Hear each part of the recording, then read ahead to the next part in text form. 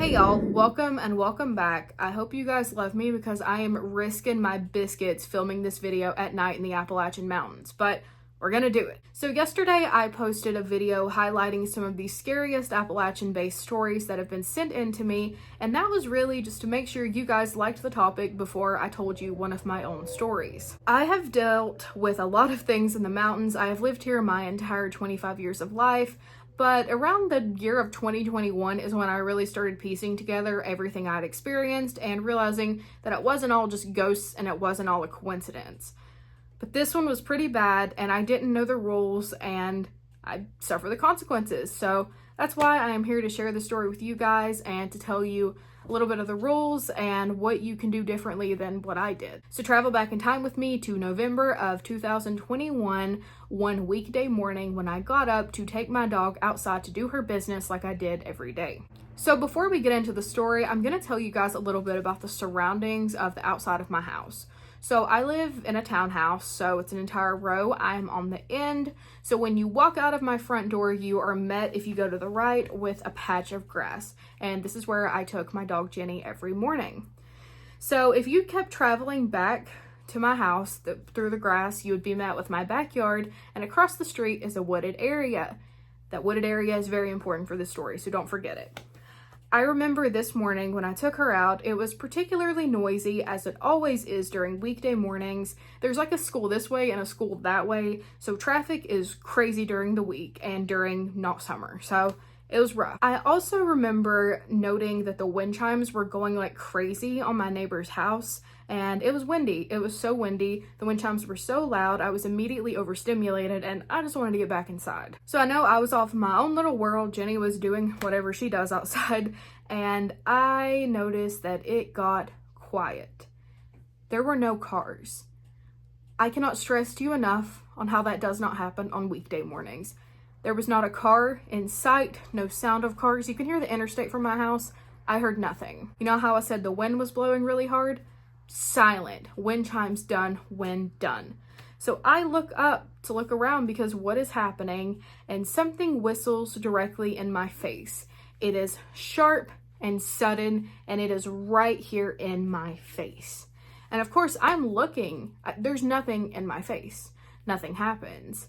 But I look down at my dog, who is now staring straight at the woods. Turned completely away from me, from the direction we were both looking at, is now turned this way, staring at the woods. And I can see the trail of hair on her spine just starting to stand up as her tail is tucked. This is not normal for Jenny.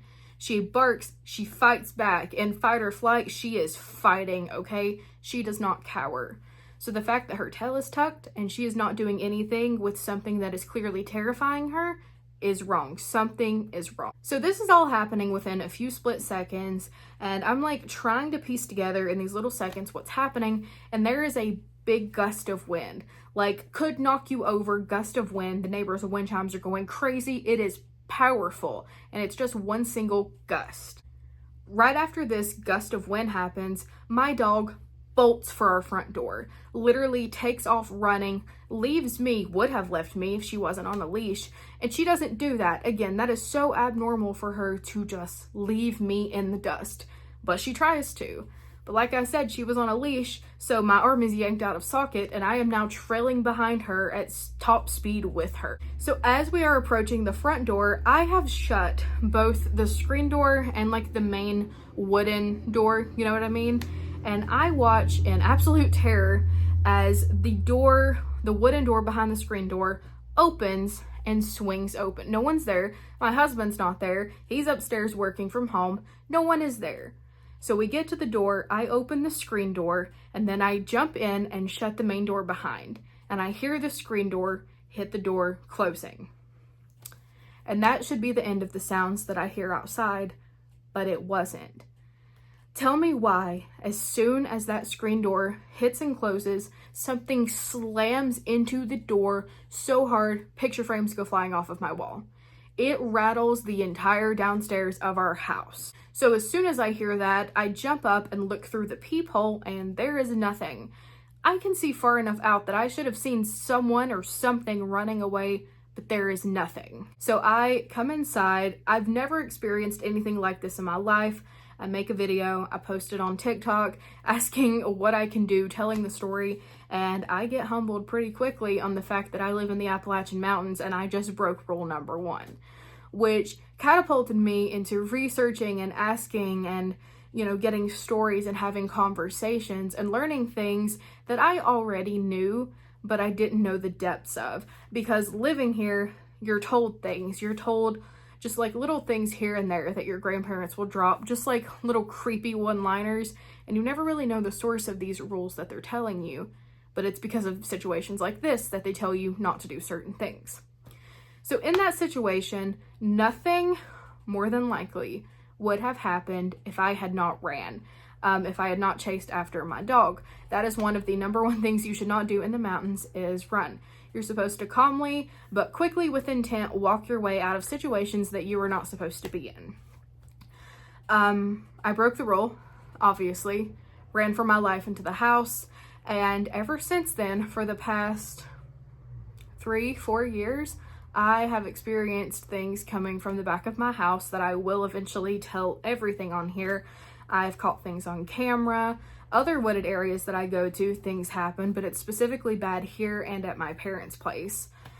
And I don't know when it'll stop. I don't know if it ever will, but yeah, don't run. If things seem off, if things get very silent, that's another thing. If you're outside and things go completely silent when they shouldn't be, listen to nature, because she's got your back, and you don't need to be in there. You're not welcome anymore. You need to go. But yeah, that's the story of the first time I got chased. It has happened again, and I will tell that story. But if you're in the Appalachian Mountains, pay attention to your surroundings. Don't run. Walk swiftly but calmly, and just pay attention to your dog's language, because if I knew then what I know now, I probably would have just went inside immediately. My dog Jenny did pass away within a year of that happening. I don't think it's related, but her anxiety heightened after that experience. She was not the same. She was on edge. She would stare out from the back door, from our bedroom. You can see directly into the woods, and she would stare constantly and bark. And yeah, it was not good. So pay attention and get out of the area. But I'm scared. I shouldn't have read this at night, or I shouldn't have told you guys this at night. I'm scared. I think I should go to bed. I'm gonna turn a light on. You guys should too. All right.